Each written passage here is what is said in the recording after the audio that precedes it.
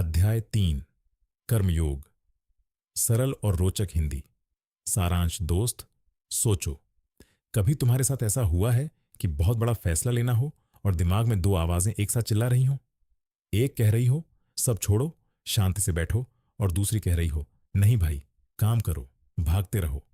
अर्जुन के साथ भी ठीक यही हुआ था, और कृष्ण ने जो जवाब दिया वो आज भी हर इंसान के लिए सबसे जरूरी सीख है।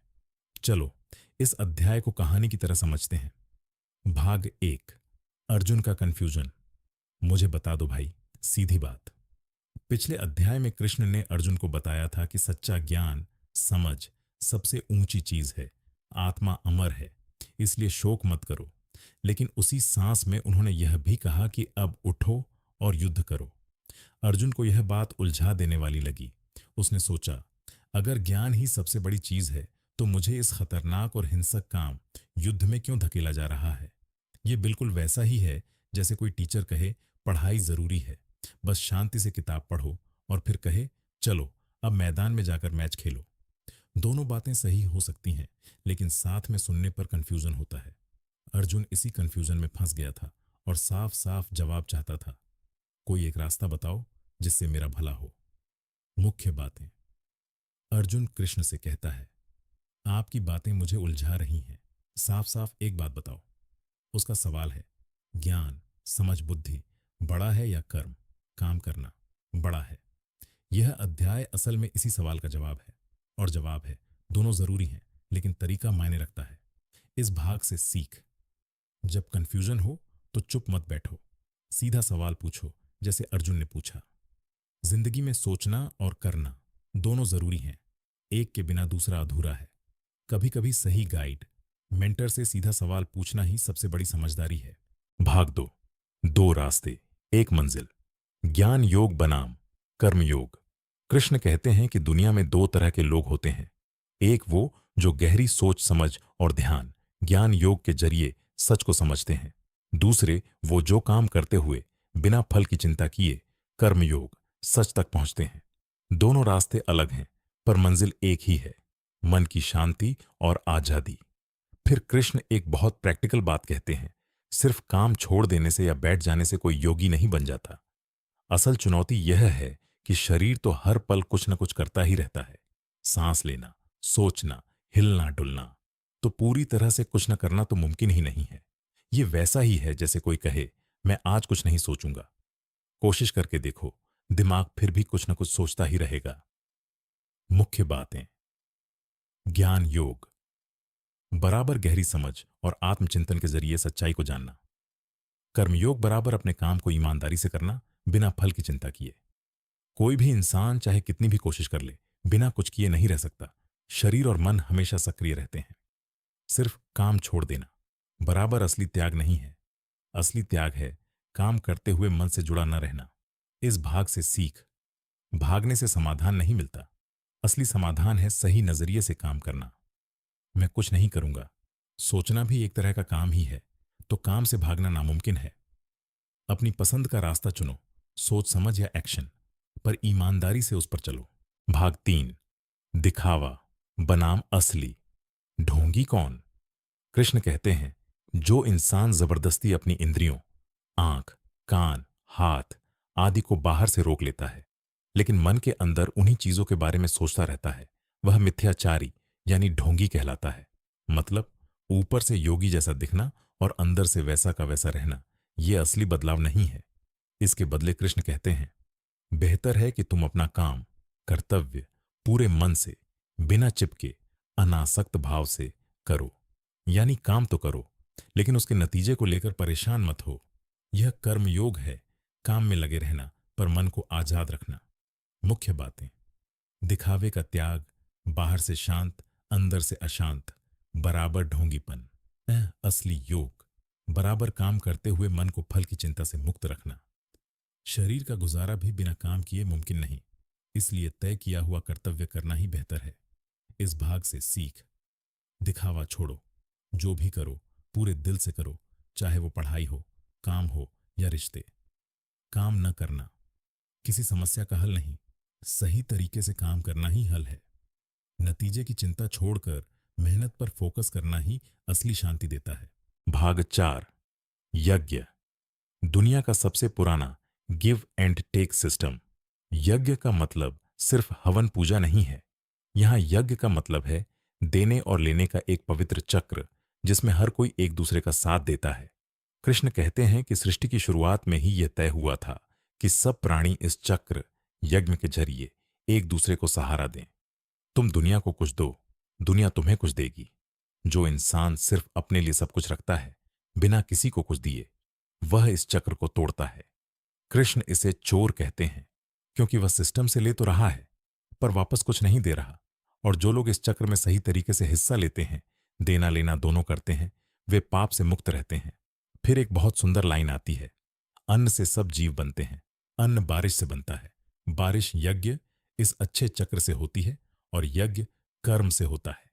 यानी सब कुछ आखिर में जुड़ा हुआ है, और कर्म, तुम्हारा काम, इस पूरे चक्र की शुरुआत है। मुख्य बातें। यज्ञ बराबर देने और लेने का संतुलित चक्र जो पूरी सृष्टि को चलाता है। जो सिर्फ लेता है और कुछ वापस नहीं देता, वह इस चक्र का चोर है। अन्न, जीव, वृष्टि, बारिश से यज्ञ से कर्म, सब एक दूसरे से जुड़े हैं। जो इस चक्र का सम्मान करते हुए जीते हैं, वे पाप से मुक्त रहते हैं। इस भाग से सीख, सिर्फ लेना मत सीखो, समाज, परिवार, दोस्तों को कुछ वापस भी दो। गिव एंड टेक सिर्फ बिजनेस की बात नहीं, ये जिंदगी का बेसिक नियम है। तुम्हारा छोटा सा योगदान भी एक बड़े चक्र का हिस्सा है, इसे हल्के में मत लो। भाग 5, कृष्ण खुद काम क्यों करते हैं? लोक संग्रह का राज। कृष्ण कहते हैं, जिस इंसान को अपनी आत्मा में ही पूरी खुशी और संतोष मिल गया हो, उसके लिए वैसे तो कोई जरूरी काम नहीं बचता। उसे न कुछ पाना है, न कुछ खोना है।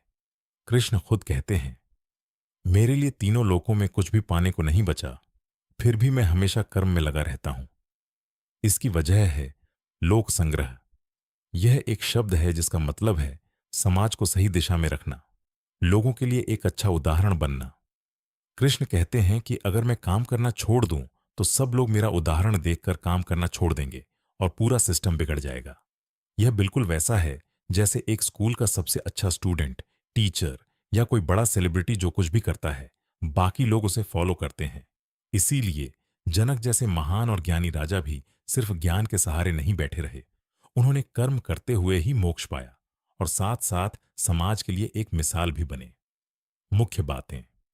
लोक संग्रह बराबर समाज को सही रास्ते पर बनाए रखने के लिए जिम्मेदार लोगों का अच्छा उदाहरण बनना। जिसे कुछ पाना नहीं है, वह भी सिर्फ दूसरों के भले के लिए काम कर सकता है।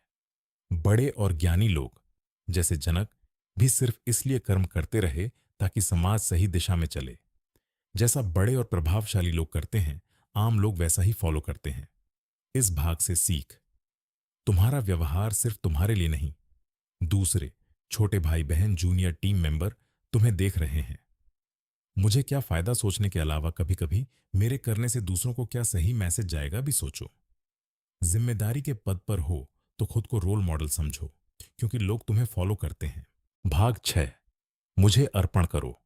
काम करने का सबसे शानदार तरीका, कृष्ण कहते हैं, सारे कामों को मुझे, परमात्मा को अर्पण करते हुए फल की इच्छा और यह मेरा है वाली ममता छोड़कर बिना मन में जलन या टेंशन के काम करो। यह एक बहुत पावरफुल माइंडसेट है। जब तुम सोचते हो कि मैं ये काम किसी बड़े मकसद के लिए कर रहा हूं, परिणाम मेरे हाथ में नहीं, तो प्रेशर बहुत कम हो जाता है।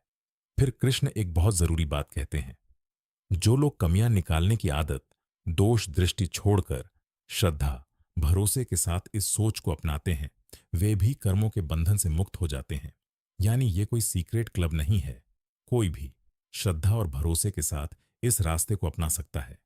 लेकिन जो लोग इस सोच की आलोचना करते हैं और इसे फॉलो नहीं करते, कृष्ण उन्हें अज्ञानी और भटका हुआ कहते हैं। सीधी बात, क्योंकि वो खुद ही टेंशन और दुख का रास्ता चुन रहे हैं। मुख्य बातें, काम करते समय सोचो, यह मैं किसी बड़े मकसद के लिए कर रहा हूं, नतीजे की चिंता नहीं। फल की इच्छा और यह मेरा है कि भावना ही सबसे ज्यादा तनाव देती है। इन्हें छोड़ना सीखो। इस सोच को कोई भी अपना सकता है, श्रद्धा और भरोसे के साथ, बिना आलोचना किए। जो इस सोच का मजाक बनाते हैं या इसे इग्नोर करते हैं, वे खुद अपने लिए मुश्किलें बढ़ाते हैं। इस भाग से सीख। अगली बार किसी बड़े काम से पहले रिजल्ट क्या होगा की जगह मैं अपना बेस्ट दूंगा सोचो। चीजों को बहुत ज्यादा मेरा मेरा मत बनाओ। इससे डर और दुख कम होता है। नई सोच को आजमाने से पहले आलोचना मत करो, पहले खुले दिल से ट्राई करो। भाग 7।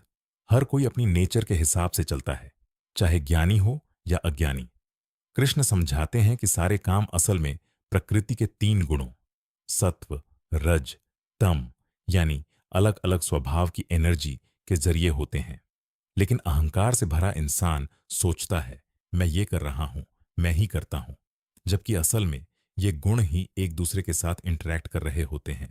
जो इंसान यह तत्व समझ जाता है कि गुण अपना काम कर रहे हैं, मैं आत्मा अलग हूं, वह इनमें फंसता नहीं।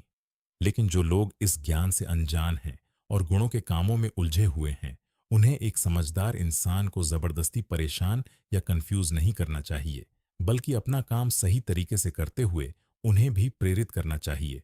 कृष्ण आगे कहते हैं, हर प्राणी अपनी प्रकृति, नेचर के अनुसार ही व्यवहार करता है, चाहे वो कितना भी ज्ञानी क्यों न हो।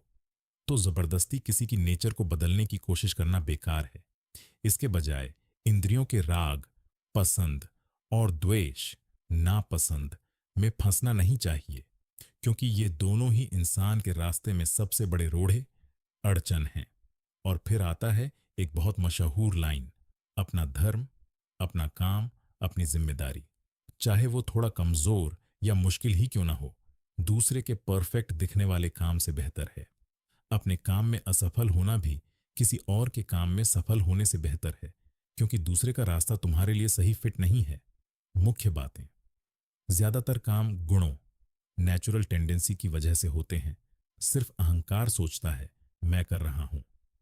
समझदार लोगों को चाहिए कि वो दूसरों की आस्था या तरीके पर जबरदस्ती सवाल न करें, बल्कि उदाहरण से प्रेरित करें।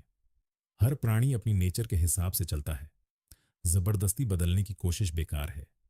राग, पसंद और द्वेष, नापसंद के जाल में फंसना सबसे बड़ी रुकावट है। मशहूर लाइन, अपना इम्परफेक्ट काम दूसरे के परफेक्ट दिखने वाले काम से बेहतर है, क्योंकि वो तुम्हारे लिए बना ही नहीं है। इस भाग से सीख। अपनी असली नेचर को पहचानो और उसी के मुताबिक रास्ता चुनो। दूसरों की कॉपी मत करो। किसी और का करियर रास्ता मुझसे बेहतर लग रहा है, ये सोच छोड़ो, अपने रास्ते पर फोकस करो। पसंद नापसंद के झूले में बहुत ज्यादा मत झूलो, यही ज्यादातर गलत फैसलों की जड़ है। भाग 8। असली दुश्मन कौन है? काम, इच्छा और क्रोध की पूरी कहानी। अर्जुन पूछता है, कौन सी ताकत इंसान को उसकी मर्जी के बावजूद जबरदस्ती गलत काम, पाप करवा देती है? कृष्ण बिना झिझक जवाब देते हैं, यह है काम, इच्छा, लालच, जो पूरा ना होने पर क्रोध बन जाता है। यह रजोगुण एक तरह की बेचैन एनर्जी से पैदा होता है और यह कभी संतुष्ट नहीं होता, चाहे कितना भी मिल जाए। इसके बाद कृष्ण 3 सुंदर उपमाएं देते हैं, जैसे आग धुएं से ढकी होती है, जैसे शीशा धूल से ढका होता है और जैसे भ्रूण, गर्भ में पल रहा बच्चा, एक झिल्ली से ढका रहता है, वैसे ही ज्ञान इस काम, इच्छा से ढका रहता है। मतलब ज्ञान खत्म नहीं होता, बस ढक जाता है, छिप जाता है। फिर कृष्ण बताते हैं कि यह काम कहाँ छिपा रहता है, इंद्रियों में, मन में और बुद्धि में। यह तीनों जगहों से असली समझ को ढककर इंसान को कंफ्यूज कर देता है। इसलिए कृष्ण सलाह देते हैं, पहले इंद्रियों को कंट्रोल करो, फिर इस काम रूपी दुश्मन को मार डालो। आखिर में एक बहुत गहरी बात आती है, शरीर से बड़ी इंद्रियां हैं, इंद्रियों से बड़ा मन है, मन से बड़ी बुद्धि है और बुद्धि से भी बड़ी है आत्मा। कृष्ण कहते हैं, इस सच्चाई को समझकर आत्मा की ताकत से मन को कंट्रोल करो और इस काम रूपी मुश्किल दुश्मन को हरा दो। मुख्य बातें।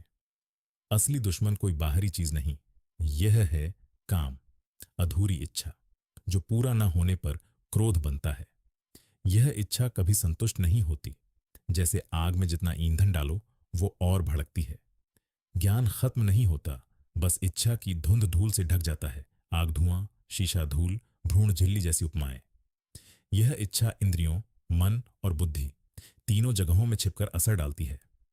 क्रम, शरीर, इंद्रियां, मन, बुद्धि, आत्मा। आत्मा सबसे ताकतवर है। उसी की मदद से इच्छा को हराया जा सकता है। इस भाग से सीख। गुस्सा अक्सर किसी अधूरी इच्छा का ही नतीजा होता है। गुस्सा आए तो पूछो, मैं क्या चाहता था जो नहीं मिला। इच्छाओं को पूरी तरह कंट्रोल करना मुश्किल है, पर जागरूक रहना, अवेयरनेस, पहला कदम है। जब भी कंफ्यूजन या गलत फैसला महसूस हो, थोड़ा रुक कर सोचो, क्या यह मेरी असली समझ है या किसी इच्छा का दबाव।